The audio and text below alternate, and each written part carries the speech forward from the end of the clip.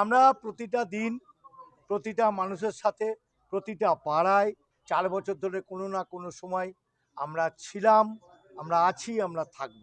ভারতীয় জনতা পার্টির রাষ্ট্রীয় নেতা, রাজ্য নেতা আমাকে বহরমপুর বিধানসভার পদ্ম প্রতীক দিয়েছেন। আমি সকলের কাছে কৃতজ্ঞ এবং প্রত্যেককে আমার করজোড়ে প্রণাম। বহরমপুর সিট বিজেপির ছিল, বিজেপির থাকবে। আমাদের কর্মকর্তা বা আমাদের কর্মী যারা আছেন তারা বুক চিতিয়ে লড়াই করছেন। আগামী 23 তারিখ আমাদের বহরমপুর বিধানসভা আবার পদ্ম প্রতীক জিতবে। ভারত মাতা কি ভারত মাতা কি। দেখুন, প্রতিদ্বন্দ্বী বলে কিছু নেই।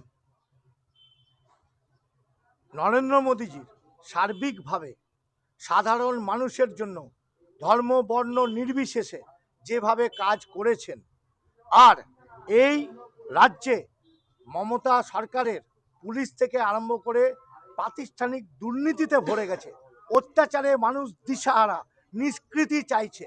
নিষ্কৃতির ফলস্বরূপ পশ্চিমবঙ্গে এবার বিজেপি আসছে, তাই সকল মানুষ বিজেপি মুখী।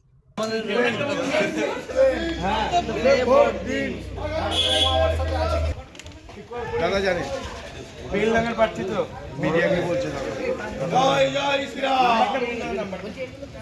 গন্ডগোল করিস না, একদম গন্ডগোল জানে না।